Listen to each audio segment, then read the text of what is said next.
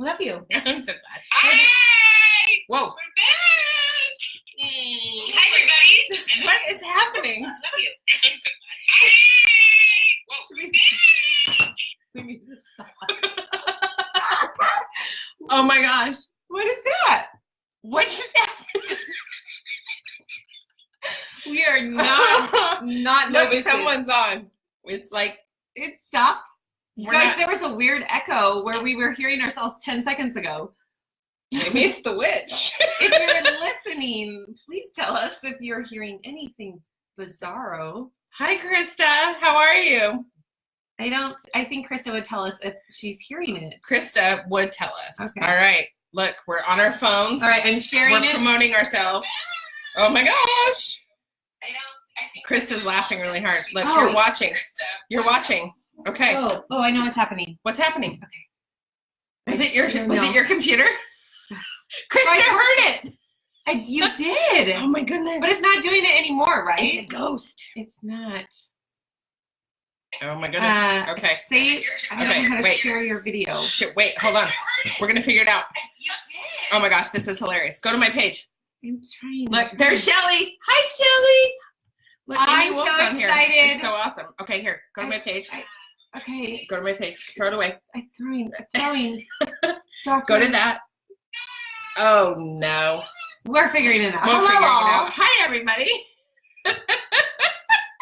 This is ridiculous. It's been a while. It's been a month, A month. maybe more. Mm-hmm. And we are excited. The climate of our country and women right now, we're feeling the heat. Yeah, we are feeling the heat. Yeah. So we've decided to play a little game I like to call Stirring Up the Pot. Yeah. This is not a witch's cauldron, though. This is just Well, hot. It might be. No, I which love is, her. It's almost Halloween. It is almost Halloween. Okay, Hi. I've shared it. Did you? Okay, Yes. I'm sharing. Oh, Yes. no, that's you. Oh, Look. there it is. Look, we're building an audience. People are coming in. Hi, guys. My kids really want goblins and ghosts. Can you do this for me? Yeah, I'll do it for you. My kids really want goblins and ghosts and skeletons and bloody gory stuff, and we've just chosen Do you not want to to write do. a post with it? Yeah. Okay. So write a message right there. Oh, right there. Yeah. So anyway, we have chosen. It's not happening. Guys, this is rough. We This are is not having. fun to watch. Oh my gosh, Amanda! Hi, Amanda. Look, I'm down the street from you again. Isn't that magic? Anyway, we've chosen Did you share Halloween it? to not to do the gory stuff, and the girls want it, and they're 5 and 8, and I just keep They pushing want back. that gory stuff. Which is kind of weird for my kiddos. Like it kind of is. Sean wants to be a candy corn, but with a really angry face. See, I could Why? go for that. That's An great. angry candy corn? What's the point? That doesn't sound good to eat. I like it. That sounds nasty. Oh, it's like G-rated. I love it. Hi, everyone. We're so glad you're here. We got it. Are you ready?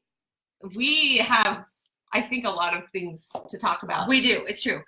So welcome to the Magical and Amazing Facebook Live. I wonder if we should create a name for our talks. Maybe we should. Maybe we should let everybody You else tell guys, us what if they you could are. label this. Label this How would magic. you label it? Yeah. Tell us what you think it is. So anyway, welcome to the awesome. So the tags are bothering me on this. I might have to cut them off or something. Anyway, so recently, nice. I might have to cut off the tags. She hands me the gigantic scissors. Thanks, honey. We'll do that later when I'm not on video. So we recently have discovered that I posted and tagged Amy in some articles about Christian women in Texas are coming out and saying they're very displeased with Donald Trump.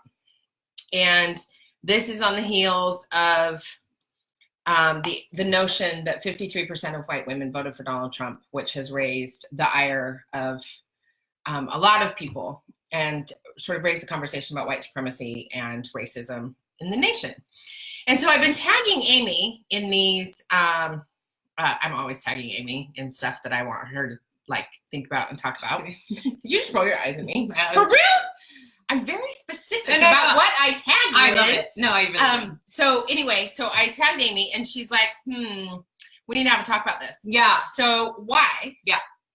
And So- you sent me a text message about it. I did. So I, for some reason, couldn't comment on Facebook about that post, but what it was a post about how, hey, liberal women, we need to include conservative women at the table, which in theory sounds great. Mm-hmm. Yeah, let's be more inclusive. Let's not that echo chamber. Let's not Mm-hmm. sit in our tribe and stew together, but engage in dialogue Mm-hmm. in a productive way Mm-hmm. and in kindness, Mm-hmm. which is what we're trying to do here. Yes. And I was really not offended. I really hated the article, which seems bizarre, except Which is funny because I love the article. So this is interesting. the reason I hated the article about liberal women trying to include conservative women was because the article was about how these conservative women were regretting their vote. They regretted voting for Trump and they didn't have a side to belong to, and so we should welcome them. They're perfectly primed to be recruited, is how I read it. Like, instead of accepting, it was recruiting. And I feel like we are missing the boat all over again, that recruiting is not accepting. And the point is that, can we sit down and accept one another, even if we don't regret our vote? So this got me to thinking, because I was like, whoa, hey, Annabelle, how are you? It's nice to see you. So this got me to thinking, like, how we talk about politics in America, especially with women, and how we think, okay, well, they're disappointed about voting for Trump. That means they must want to come on over to the other side of the aisle, right? Mm-hmm. But that's not true. I don't know. I mean, I don't think that's true. I think conservative women still want to be conservative, but they want to find a candidate that represents them and their values, although they're confused about, and I'm confused about my own progressive values, because there are a lot of extremes happening on the left side of the aisle too that I'm not a fan of at all. And so I've been really thinking about, why do we have this us versus them mentality? Mm-hmm. Why is it, well, if she's disappointed about her candidate, she must want to come over and hang out with my candidate. Us versus But there's them. still sides when we do that. Right. Come to this side. When Come you to don't this like side. that side, that's the problem. We I can't think it is stop, the we problem. can't stop seeing sides. Right. So, so what do you think from the conservative side, Sure. for perspective, Yeah. rather than bringing people back and forth and trying to put each other in a camp? Yeah. What do you think are a couple of things that we could do, all of us together, to actually have all of us sit down at the table? Number one, I'm making this on the fly. I was Yes. not prepared for this. I And know I have you an weren't. idea. Yeah. I'm a very practical thinker. So number one, stop sharing articles that are polarizing, obviously one-sided, biased content. So tell me more about that. What does that mean? It means that we, just today, I read a political article about Trump taking money Hi, Joanna. taking money to basically hide and cover up the murder of the American journalist abroad. Mm-hmm. If you're lived under a rock, Google it. And I wrote back to you and I said, I need a credible news source that says that Trump took money from the Saudis in attempts to cover up and be in cahoots about this murder. Mm-hmm. And you gave me a ton of articles, which I very much appreciated. And I read through half of them and decided that this is the facts. That the U.S. government just received $100 million from the Saudi government for military equipment that was in years of progress of sealing the agreement, sealing the contract. And it just so happens the payment came the day that stuff hit the fan, with U.S. policymakers going over to Saudi and the murder and the investigation. So the articles don't say Trump took money to cover up XYZ. There was this contract and he was paid. Does that mean it was moral? Is it moral that we do business and are only focused on financial gain, even if we shake hands with immoral leaders around the globe? No, I would not agree with that. I think that's wrong. I think he's wrong. I think it's wrong. But he did not take $100 million for what this article said he did. And that is an example of sharing the extreme, because we're so mad and we want to validate how we feel and we hate Trump or whatever, when it's just tainted. So this is really interesting to me, because in my reading of the article, I'm not finding it to be coincidental in the least that all of a sudden 100 mil dropped in the government's lap right as this controversy was happening. Like, I don't think it's bizarre in the least. Like, I'm like, oh, this makes perfect sense. Everything's connected.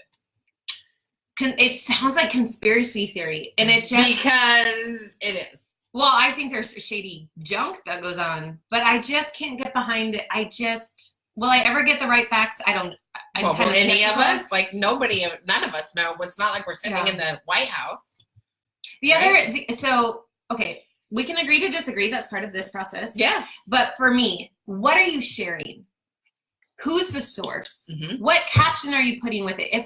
This goes to another topic we want to discuss today. Yes. If there's so much emotion and rage that's in just the surge of action and rebellion and resistance, I have to ask, is this effective in moving the needle with people across the aisle from us? Or does it just make us feel good in our own tribe because we're all yelling at the same thing?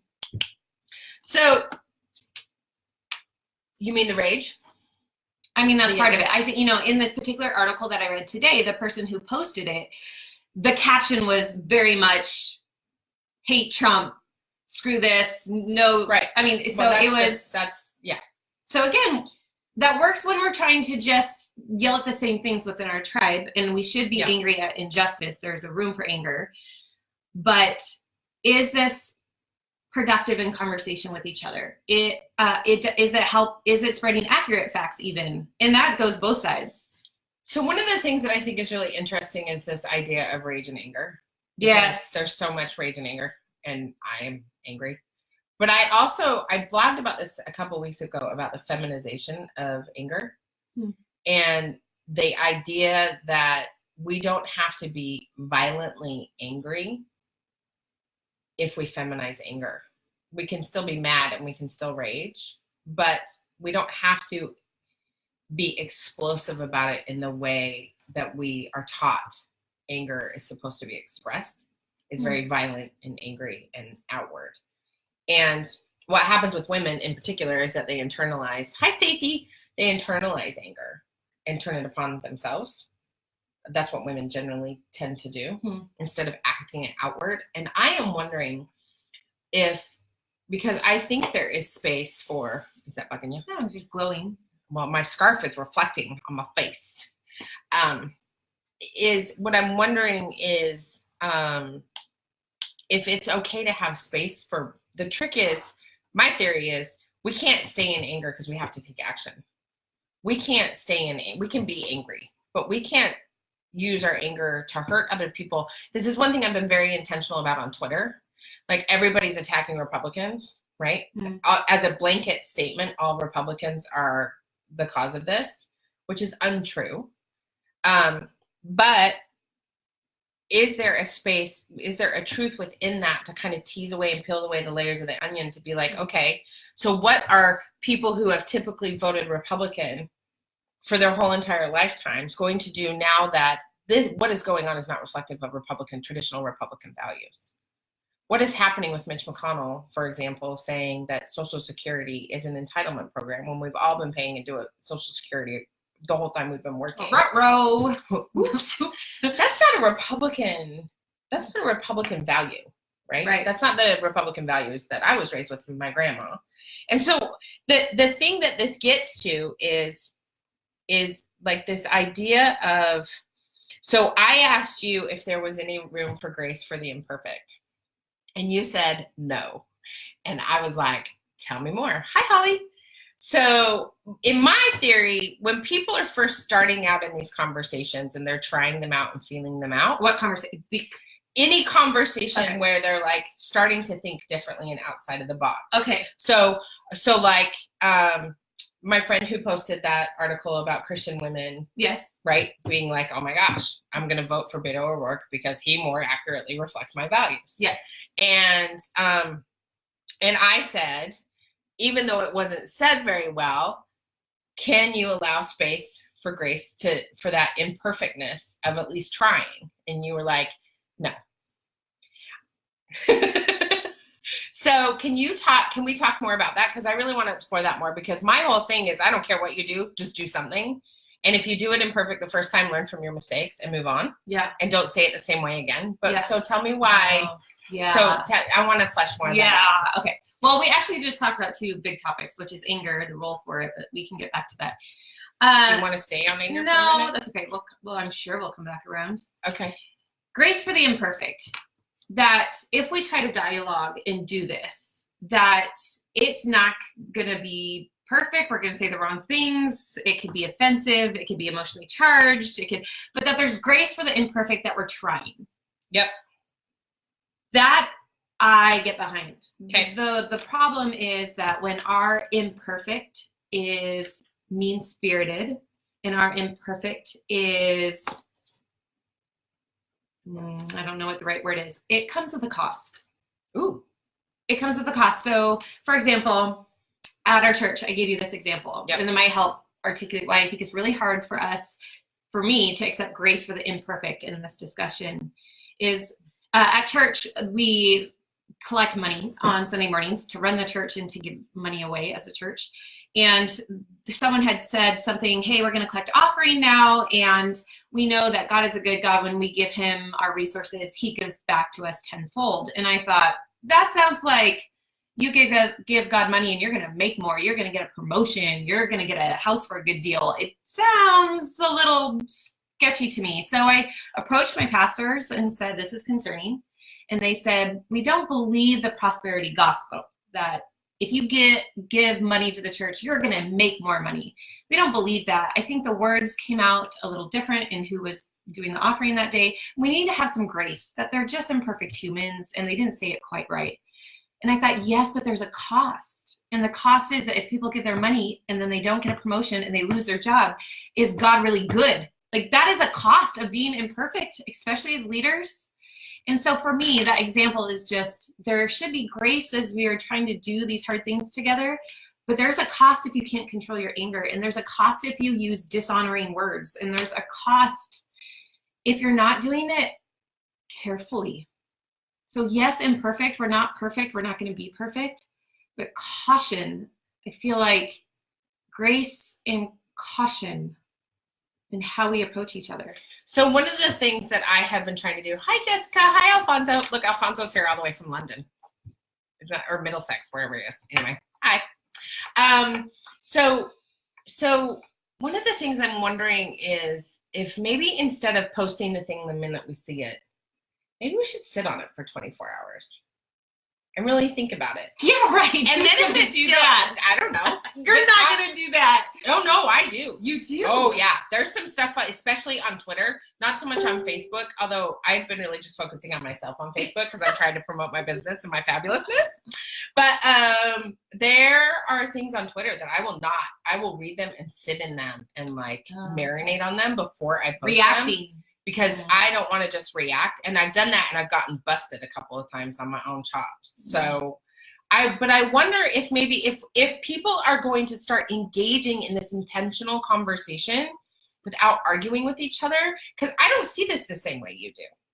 And I don't know why, but I don't see this the same way you do. But I'm wondering if maybe sitting in it for a bit and really talking not just to our own echo chamber people, but to people that are outside of our echo chamber. Yeah. I wonder if maybe that's the way that we start to sort of engage. I like what you said about, you said something about not being intentionally hateful or something like that. Like, yeah, so that sounds good. Like being mindful of the things that we're posting. Yeah. And how it may impact another person that we're not trying to alienate. Like, especially if it's the person we're not trying to alienate, right? Hey, Melanie, how are you? And so I feel like, I hope your speech was awesome.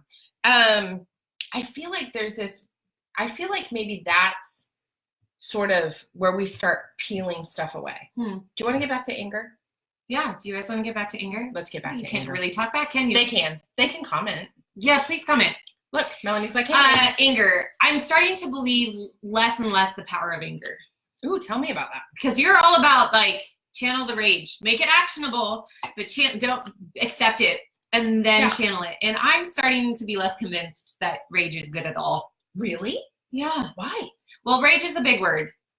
Rage feels like out of control. So if we're just going to use the word anger. Says the person who just wrote the book, Rage Becomes Her, Dr. Melissa Bird, PhD. Oh. Yeah. Great. I haven't read that one yet. Oh, God, it just came out. It's so good. Hi, Christina. Anger. I feel like we should be angry at injustice. I feel like we should be angry at a lack of morality or leadership. I feel like it's good to be mad.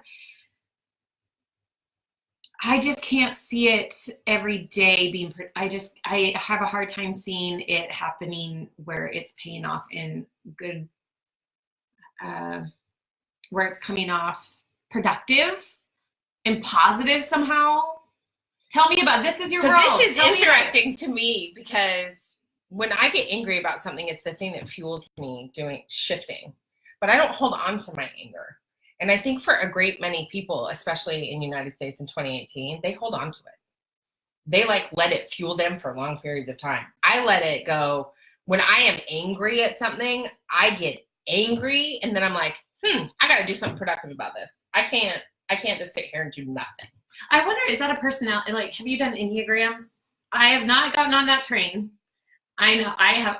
I actually don't knock it, but I haven't gotten on it. I actually think this may be a personality thing and probably 10 years of therapy. Okay, that's fair. I mean, let's just throw out the fact that I'm like, maybe I've done some work on this.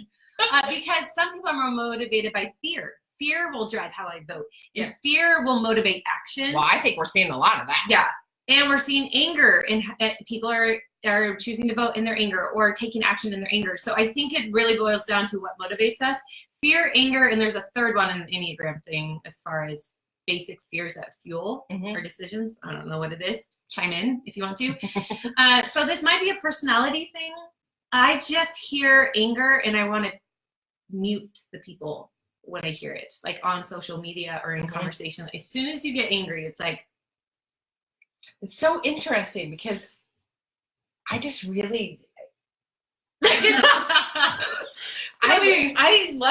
kind of like being pissed off every once in a while. Don't you ever get angry? Yes. But what do you do? I feel like I have anger problems deep down, and every once in a while, yeah. And then what happens? Mostly at my husband. Poor guy. It's okay. But what happens next? It's not productive. It's just an explosion. It's just undealt with junk that I haven't processed in the right way, and it explodes, and the explosion doesn't do anything. So I wonder, this is so fascinating to me. Because you really, it is fuel. You preach that it's fuel, right? I preach that for some people it is fuel. No. For not everybody. For me, it is. For some people, it is. My big thing, Melanie says she thinks it's more of a socialization thing. And I think that there's some truth to that, too. I think for some of us, we get angry and we get full of rage, and that's the impetus to do something. I think for other people, that's not their impetus to make a difference in their community. Their impetus may be sadness, or their impetus may be that they're excited, right? That's passion, not anger. That's passion, not anger. And I actually feel like rage is the beginning spot of passion for some people. I actually wrote about that. So those two emotions are so intricately linked. Rage feels very much like passion for many, many people. It's a very passionate thing. But it burns everyone around them, and then they're not talking to anyone but... It does. It's true. And I think that's what stops the dialogue and the conversation. And so I just feel like there's more to...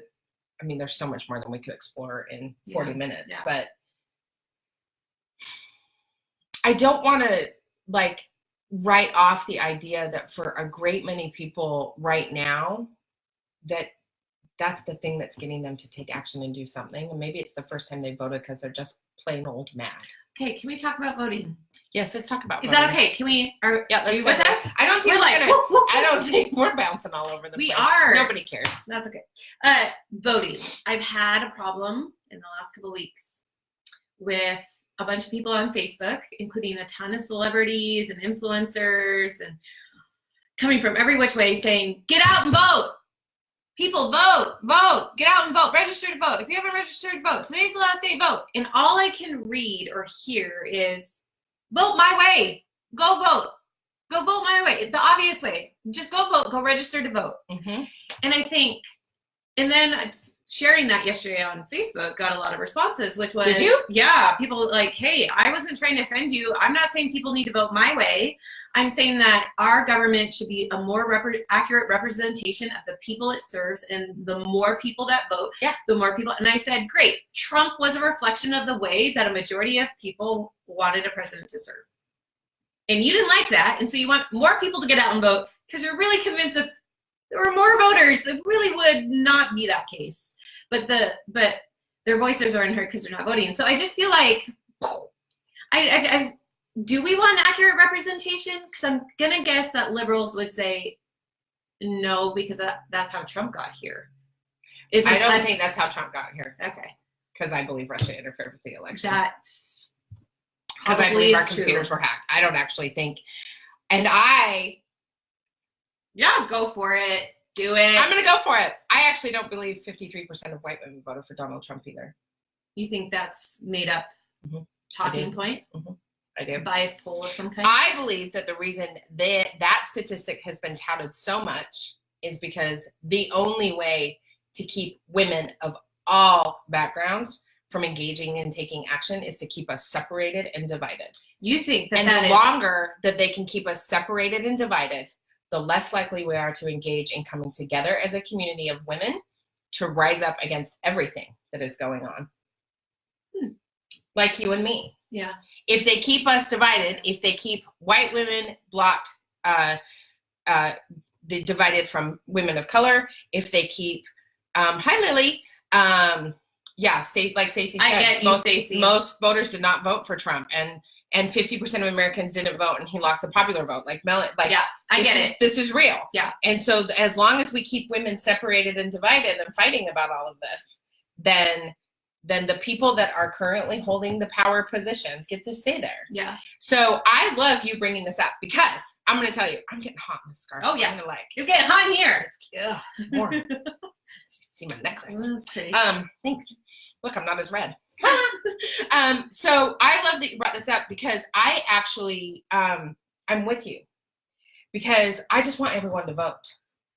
And even if they reelect Trump, even if they reelect this Trump? is not an election for the president of the United States of America. It's midterms. But they didn't elect Trump in the first place. Then that's the deal. Then that's what happens. If the popular vote yes, I understand, goes for him, yes, then I can sit with that. But the popular vote did not go for Donald Trump. Well, it didn't a couple years ago with other presidents. That's okay. No. That's a whole nother conversation. So, but I will say for this midterm election in particular, I don't care. I just want everybody to exercise their right to vote as much as possible in every single election from city all the way to the federal government. Hi, friend, are you sure that's true? It is true, and I'll tell you why. Okay. Because that is how we start to level out the playing field.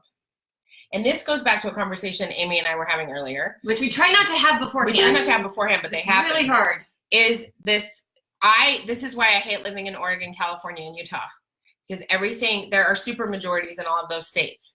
And so as long as we live in a place where there is a super majority, it is impossible for the entire population's voices to be heard and for moderation to occur, because everything is polarized. So even the people, like we see this a lot in the ballot initiatives that are having right now in Oregon. They're so extreme. Yeah. Everything is extreme. The differences between our two people who are running for governor are super extreme. Are they? Yeah. Okay, I haven't looked through the pamphlet yet. Yeah. Don't crucify me.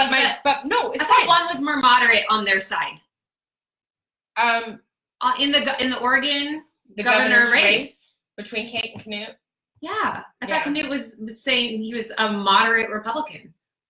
He's the moderate choice. They are trying. What I will say is that what I am hearing from the ads and from the media is they're trying to polarize them and bring them to the extremes. Okay, because that's what happens. So this is the thing. This is the thing about voting. Yeah, I really and maybe all of my friends who are on here right now are screaming at me. No, Missy, shut up! I just want you to vote. I don't give a rat's ass who you're voting for. Vote for your person. Vote for your person, because that's how we moderate things and bring everybody to the middle. We're too polarized, and I think you would be damn surprised at how many of us crossed the ballot. Yeah. Well, great. I don't straight party vote. I have. Ever. I never have. Hi, Samantha. I have questions. Oh, Holly says he is not a moderate. Holly, give us some links and some more information, please. I will always take credible sources. Please, please, please give us more information. Oh my God, are you going to your questions? Yeah, we have unprepared, unknown questions ahead of time, but this floats right in. Okay. What is a way in which you vote conservative, not liberal? Are you ready? Yeah. Are you ready? When I lived in California in particular, so I voted for John Huntsman, who's not really conservative, but I voted for him for governor. I always voted for Mark Shurtleff for attorney general. Felony ethics violations, which just broke my heart 1,000 pieces, but I loved Mark. But when I lived in California, that was in Utah, I'm the same. Hi, just Sarah. fucking vote. Look, Melanie's the same. She's like, just vote. I don't think you guys mean it. I do. And let me tell you why. So thanks, Sarah. I love you being here for our conversations. In treasurers races in particular, I always vote Republican because I am a social worker with 20 years of background in social work, and the way we bleed money into human services without having any actionable results for those things, like if I could go into the foster care system in the United States of America, blow it up, give all the kids back to everybody they were born with, and then start over again, I would totally do that. And I would do it from a very conservative perspective. Financially. Okay. Yep. Mm-hmm. I kind of knew that, but I think it's interesting. We've talked about treasurers races always, and I think we have to talk about where we cross the aisle so that we have collective permission that we are complex beings, and we probably won't vote one way. But when we stake our poles in one side and say you belong and then we have this separation, we think you're a traitor. Yeah, you're not loyal. Yeah, you're confused. You're right. I mean, you're a bad person. Like all of a sudden you become an ass. But she's not. And Annabelle actually posted this earlier. My friend Annabelle, who is in Utah, she said there's a lot of elitists on the progressive side, and it is so true. Is that one of your friends? No, Paolo. Oh yes, Paolo. Hi. We just had dinner last week. The 53% statistic is simply based on a CNN exit poll. See, but it gets touted as fact to keep us separated and divided. Hi, Chantre. Vote, vote, vote. Yes. See. So I actually think you're making some assumptions. Great. Call me out, friend. That are wrong. Okay. About us saying vote. I can see the bias from the famous fancy people. Okay. You can. I can see the bias from the famous fancy people. They want you to vote for Beto and just move on with your day. Like seriously, I can see that. But for most of us who are doing this work on the ground and who have been doing this work for a long, long time, the bottom line is, I don't give a shit who you are. I don't give a shit where you live. I don't give a shit your background. Vote as if your entire life depends on it, because it does. No matter your background. Okay? Okay.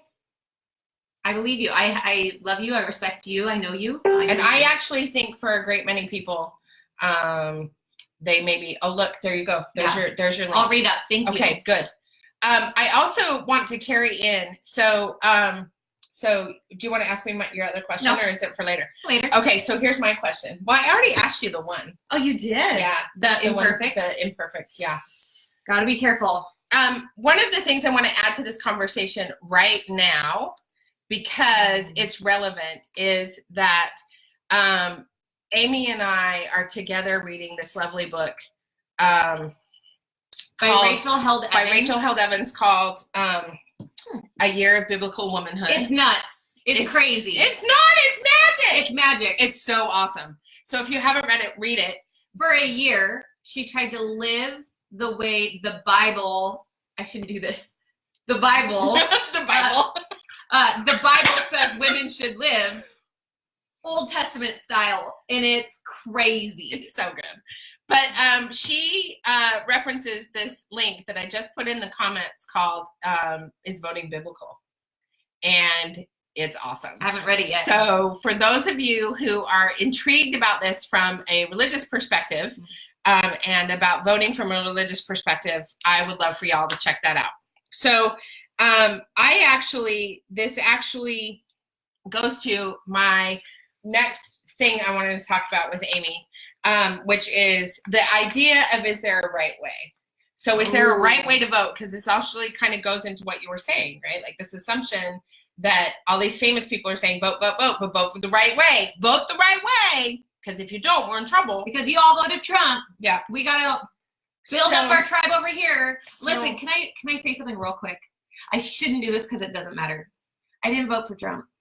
You've said this before. I know, but there might be new people. I'm really glad you didn't vote for Donald Trump because that may have been a deal breaker. Just kidding. Oh, it's like, I don't think so. I'm totally teasing. All right, so where do you want to So go? is so the idea of doing things the right way. Is there a right way to vote? Yeah. Okay, so we had talked briefly before we hit record that what are absolute truths? And we were talking about religion and absolute truths in religion. Right. So how does this bleed into politics from the pulpit is my question. Pulpit? The pulpit.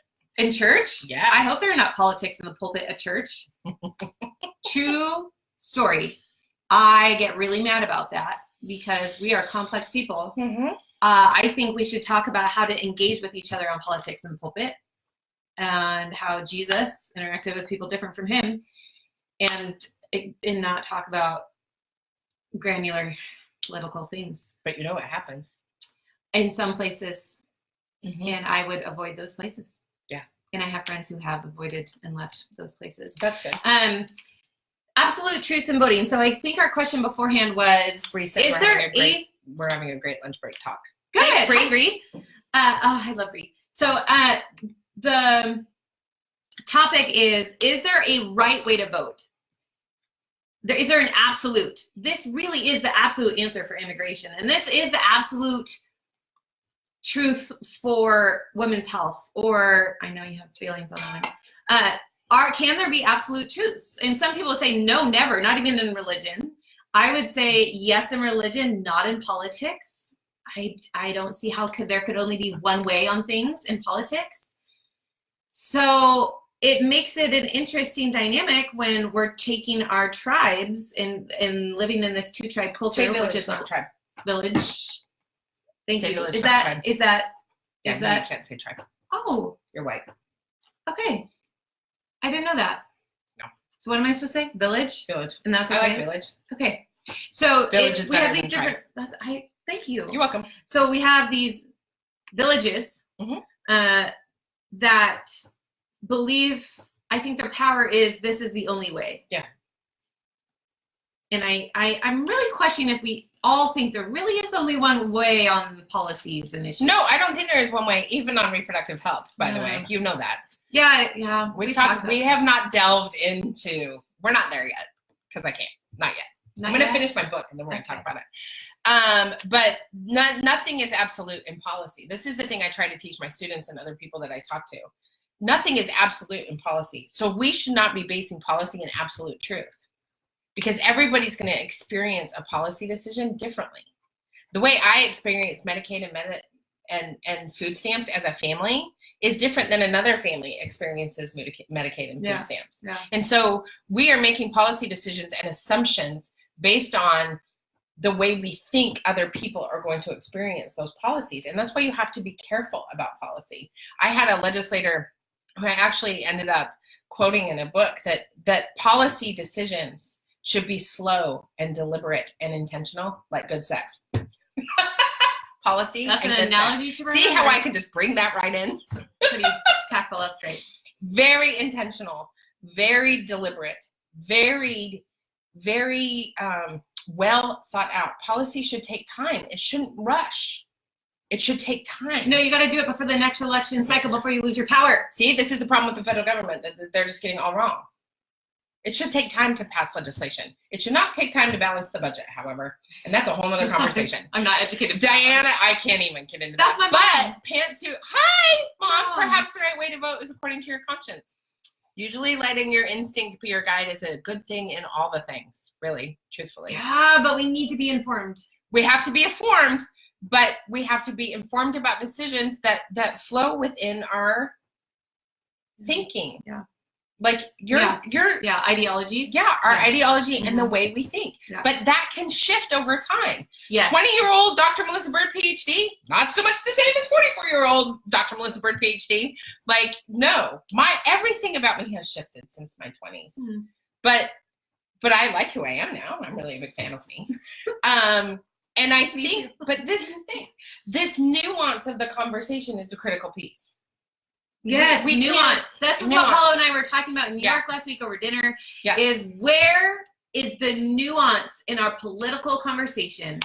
Pantsuit Politics is doing a good job of that. We are doing a good job of that. I think we're trying. Where I believe this, I believe this. Well, I actually kind of believe that same thing. Well, actually, me too. It just turns this way when I vote. Or there's so much nuance, and a lot of people don't like that. So for those of you that asked how to be a good informed midterm voter, Leanne was asking about this, and other people are asking about this, and we're 40 minutes in already, so let's give them the info.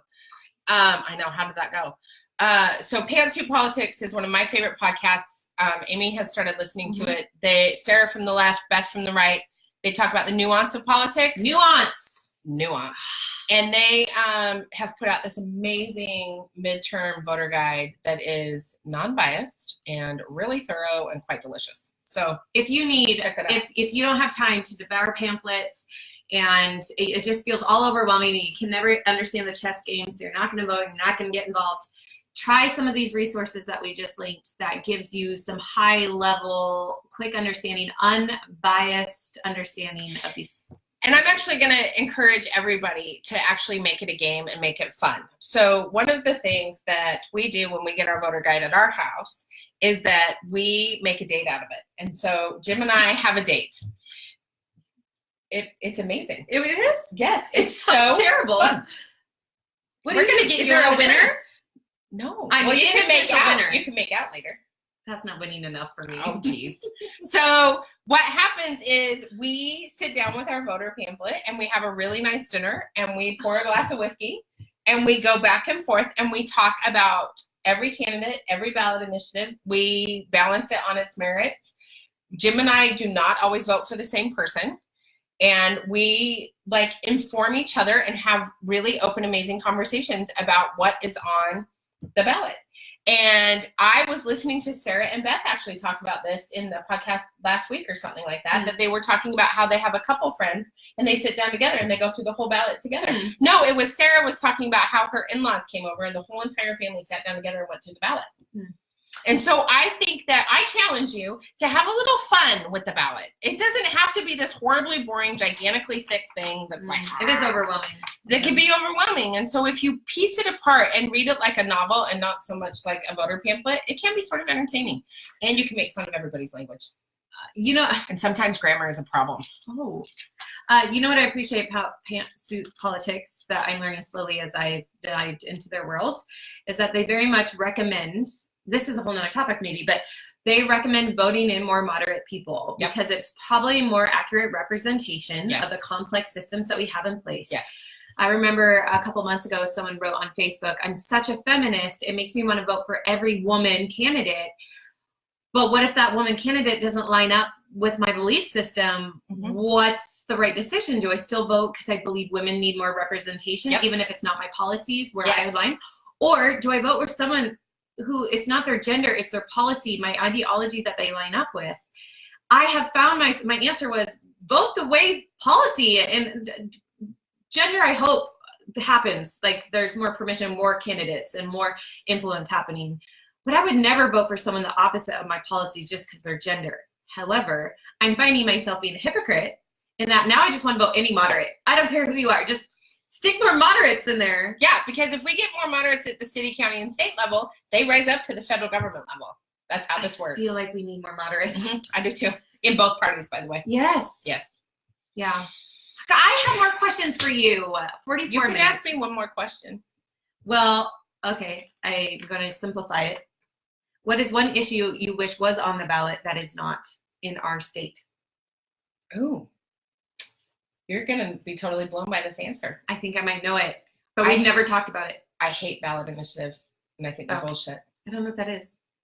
Anytime there's an issue on the ballot, a ballot initiative, for example, 102, 103, 104, 106, those are the numbers of the ones here. Yes. I hate them. Oh, what? You want to know what?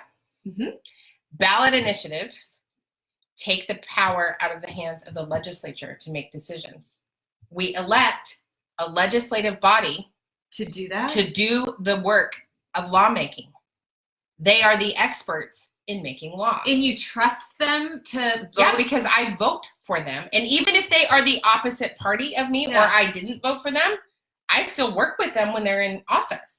Yeah, I love that about you. What people forget is that just because your person didn't get in doesn't mean you don't talk to who's representing you.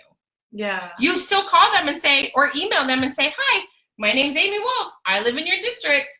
These are the things that are really important to me. Please let me know if they ever come up. Thanks so much for serving. Yeah. I just had a student email me, the person who represents him they don't have the same political affiliations at all. But he sent me a text message and said, you'd be so proud of me. I emailed my elected official, and they emailed me back, and they want to talk to me about my work as a social worker. And I was like, thumbs up. So I actually hate ballot initiatives because I think it takes the power of legislating away from the elected body that we have chosen to represent us. I don't trust the elected body is the problem. I would rather... These initiatives tend to be written in very confusing ways. Yes, Melanie. Yes. Why are they so confusing? But here's the thing. In California, they have 108 ballot initiatives on the ballot. No. Yes. And that's a problem. Like, I know they have well over 100. No, and ballot initiatives tend to come with a fiscal note. And they have to be funded by taxes. Yeah. How is that conservative? I don't know. That's strange. California is a little bit of a... No, but I just don't. I think it should be. And this is what, like, your mom would vote for me. Thank you. Thank you very much. I really appreciate that. Have you in Utah, oh, yes, of course, I've thought about running for office a million times, but I don't have enough power. I couldn't keep swearing like this. Are you kidding me? My constituents would be like, why are you running your mouth like that? I think about it constantly, like at least twice a week. But I have to say, in Utah, very rarely did we have a ballot initiative. Very rarely. Oh. And also, Utah is one of the best managed states in the union. Because they do so well with their money. So your answer is none. Yeah, my answer is none. I hate ballot initiatives. I've never thought about not having them. I really don't like the idea of elected officials. But we elect our elected officials. Yes, we. Kind of. No matter what, if you vote in an election, you elect an elected official. If the person you don't like wins, you still get to communicate with that person. Yeah. That's where I'm going to challenge you. I think I need to. You still get to talk to your elected officials even when they're not the people you like. Because they work for you, because you pay taxes. Hey, friends, if you want to see the show on the road, guess what? We're thinking of taking this on the road. So we're thinking of going live for real. We want to get together at a winery in a neutral spot and include other people in this conversation and facilitate a night of getting with people that are different from you. Mm-hmm. If that sounds interesting to you, we're kind of needing a poll. Are you guys in? Would you want that? What are the issues that you feel like you can't touch with people that are different from you? We're thinking sometime in January. We would love to host or facilitate an experience for all of us. So if that's something you're interested in, let us know. Have a great week. Bye.